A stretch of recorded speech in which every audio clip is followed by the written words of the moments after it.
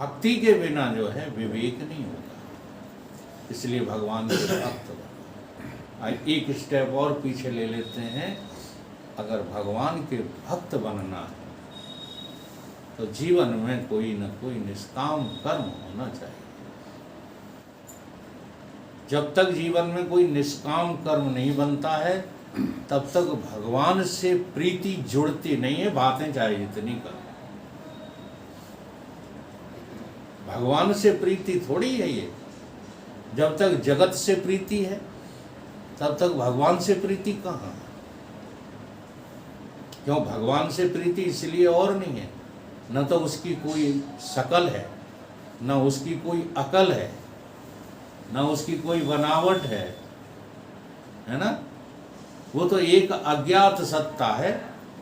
अब बोलो, जिसको किसी ने देखा नहीं, सुना नहीं और उसे ढूंढने निकले हो, तो श्रद्धा करना कोई आसान काम है? रुपया तुमने देखा है, यहाँ की उन्नति संसार की तुमने देखी है, नौकरी चाकरी तुमने देखी है, सुनी है, समझी है, ये सारी बातें हैं ना तुम्हारे जीवन में। तो इनमें तुम्हारा मन जो है अटैच हो जाता है। लेकिन जिसको कभी देखा नहीं, सुना नहीं, केवल किसी ने कह दिया, और वहाँ श्रद्धा करना कितना कठिन है। तो उसमें दो हेतु बन जाते हैं। एक तो तुम्हारा पूर्व जन्म भी उसमें हेतु रहता है। अब जो पूर्व जन्म को ही नहीं मानते हैं वो श्रद्धा करेंगे क्या? जो अपनी बुद्धि में ये लिए बैठे हैं कि कोई पूर्व जन्म नहीं होता, तो वो श्रद्धा करेंगे? सवाल ही पैदा नहीं होता है। उनसे बड़ा तो जो है कृतित्वाभिमानी और कोई दूसरा होगा ही नहीं जो पूर्व जन्म को स्वीकार नहीं करते। इसलिए पूर्व जन्म में तुमने यदि साधना की होती तो अभी तक काम बन गया होता। अब नहीं की है तो उदास नहीं होना। इसी जन्म में इतने पुरुषार्थी बनो, हाँ, कि आपका काम बन जाए। निष्काम कर्म करो। अब कर्म की जहाँ तक बात आती है तो उसकी भी परिभाषा बड़ी जटिल है। कर्म क्या है, अकर्म क्या है, विकर्म क्या है, बिना समझे लोग कर्म कर्म चिल्लाते रहे। कोई दुनिया में कर्म नहीं कर पाता। वो कहते क्या रहते हैं, हमको तो भाई कर्मों में आस्था, कर्म ही पूजा है। लिख देंगे अपने अपनी दुकान पर, अपनी अपनी गाड़ियों पर।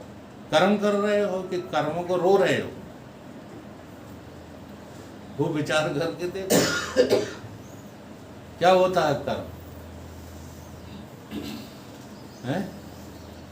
कर्म कहते किसको? गीता में बहुत स्पष्ट बताया गया है किसको कर्म कहते हैं। जिसको तुम नहीं करते और होता रहता है वो कर्म होता है, और तुम जिसको करते हो वो कर्म नहीं होता, वो तो कर्म बंधन होता है। यज्ञ अर्थ कर्माणि अन्यत्र लोकोऽयं कर्म बंधना। यज्ञ के अर्थ कर्म ही कर्म। यज्ञ क्या है? बड़ी गहराई से इन बातों को समझना है। ये जरूरी नहीं कि वो श्लोक तुम आज व्याख्या करके सीख लो, ठीक है? उसके विषय में समझो। तो अष्टावक्र गीता प्रारंभ कहाँ से होती है जानते हो? ज्ञान के क्षेत्र से जरूर होती है। अष्टावक्र गीता में कर्मों का जिक्र नहीं है। अष्टावक्र गीता में भक्ति की बात नहीं है। वो प्रारंभ ही ज्ञान से हुई है, क्योंकि वहाँ सुनने वाला कौन है? ज्ञानी। हाँ, ज्ञानी भक्त है वो। कौन? राजा जनक। और अष्टावक्र जी हैं कौन? संपूर्ण ज्ञानी, पूर्ण परमात्मा का स्वरूप है। तो वो जो विषय है वो वहीं से शुरू हुआ है। लेकिन वहाँ तक पहुँचने की साधना तो हमको करना पड़ेगी कि नहीं करना पड़ेगी? तो कर्म के विषय में जो है हमको सीखना है। यज्ञ किसको कहते हैं? अब देखो, यहाँ संसार में यज्ञाचार लगे हुए हैं यज्ञ कराने में, और उन्हें खुद ही पता नहीं यज्ञ क्या होता है। गीता में 14 प्रकार के यज्ञों का वर्णन है, और सारा यज्ञ एक ही धुरी पर टेका हुआ है, उसी को कर्म कहते हैं। यज्ञ अर्थ कर्माणि। जैसे द्रव्य यज्ञ को ही उदाहरण लेकर के चलते हैं, उसमें क्या क्या सामान होता है कि द्रव्य यज्ञ में साकिल्य होता है, और यज्ञ कर्ता होता है, यज्ञ यजमान, उसी को यज्ञ कर्ता कहते हैं। सहयोगी होते हैं, आहुति डालने वाले होते हैं, अग्नि होती है, ये सब सामान यज्ञ में होता है। और एक होता है जो सबसे श्रेष्ठ होता है उसमें, वो कौन होता है? यज्ञाचार होता है। अब सबको कुछ न कुछ करना पड़ता है उसमें, केवल यज्ञाचार ही है जो कुछ नहीं करता। ध्यान दो इसमें, यज्ञाचार्य क्या करता है? कुछ नहीं करता, केवल बैठा बैठा मंत्र बोलता रहता है, बाकी तो सब लगे हैं।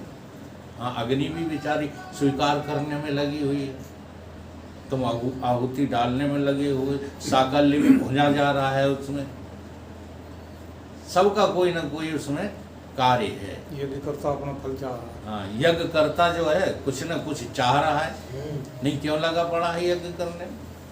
जैसे राजा दशरथ ने पुत्रेष्ठ यज्ञ कराया था, तो यज्ञ करता थे, फल चाह रहे थे, तो उनको फल मिला।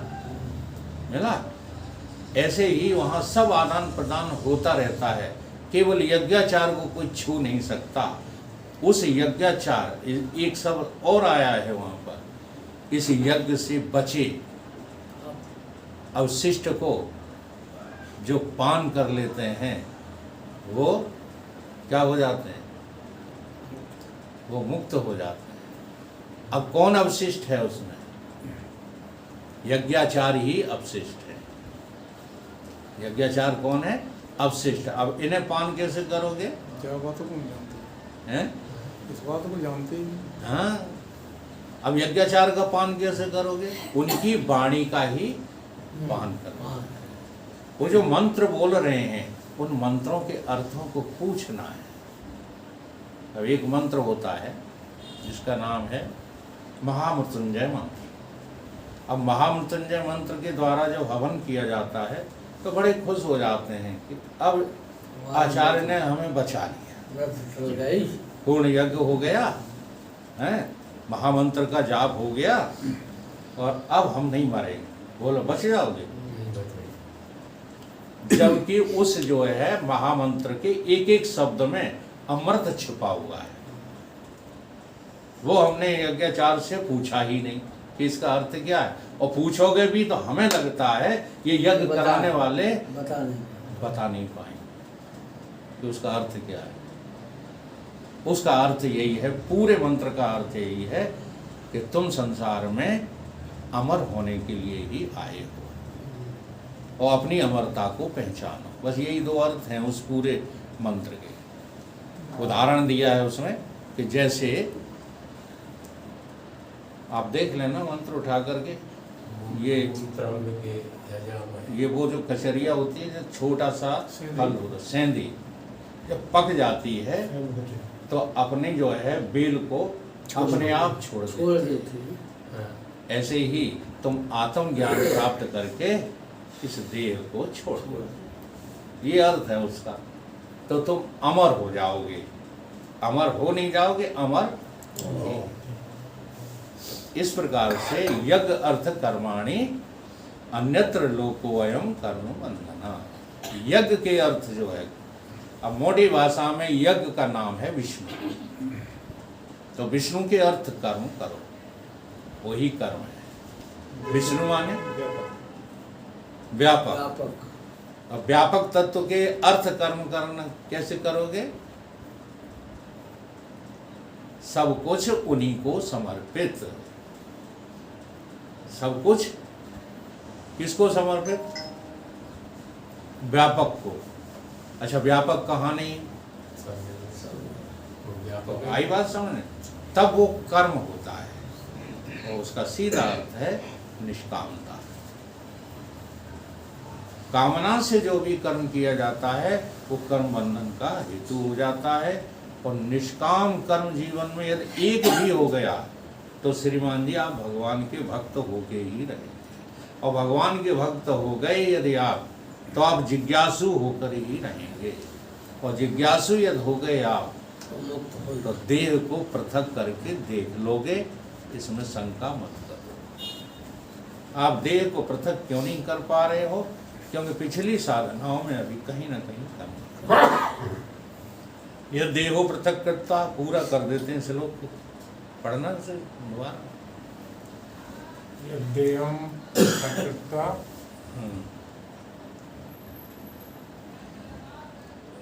उसमें है शायद आपके, आप नोट करके लाए। चित्त विश्राम तिष्ठति। हाँ, यदि देह को पृथक कर लिया ना तो आपका जो चित्त, अब यहाँ चित्त का अर्थ लोग चित्त से लगा देते हैं। चित्त का अर्थ चित्त से नहीं है, चित्त का अर्थ है तुम्हारी चेतना से। तो तुम्हारी चेतना विश्राम पा जाएगी कहाँ? अधिष्ठान में। फिर और कहीं जाओगे नहीं। अब जब जगह नहीं मिलेगी तो बताओ कहाँ जाओगे? देह तुम छोड़ चुके। इसके लिए हम एक दृष्टांत देते हैं। एक ऐसे कुएं में कूद जा जो नीचे जल से रहित है और था भी नहीं है उसमें नीचे, बिना तरी है, बिना तरी को, बिना तरी का, उसमें धरातल नहीं है, तो कहीं भी था नहीं है उसकी, और तुम कूद जाओ तो ऊपर तो छोड़ ही चुके, नीचे भी मिल नहीं रहा है, और नीचे तुम्हें मिल नहीं रहा, कहाँ जाओ? ये ऐसी साधना है प्यारे, यही तो सब गड़बड़ किए है पार। कुछ देर तो घबराहट लगेगी, उसके बाद में तो हाँ, पहले घबराहट लगती है। इसलिए जिन खोजा तिन पाइयां गहरे पहने पानी बैठ, और मैं बोरी डूबन डरी। अब तुम पार पे बैठे बैठे पाए हिलाओ तो कहो बहुत गहरा है, बहुत गहरा है। जब तक कूदोगे नहीं तब तक तुम्हें क्या पता। तो एक बार आंख बंद करके देहो पृथक कृत्वा, कोई रस्सी बांध के एक बार लटका तो खतरा है। इस देह को छोड़ ही दे, उसमें रस्सी बांध। तुम देह को छोड़ दो और अभी चेतन नहीं मिलने दो, चिंता मत करो। चेतन हो ही। हाँ, फिर आपको चेतन मिलके ही रहेगा। चित्त विश्राम तिष्ठति। फिर जब चित्त में तुमको अधिष्ठान में जब विश्राम मिल जाएगा, फिर आगे के लक्षण अपने आप आ जाएंगे जो इस श्लोक में बताए गए।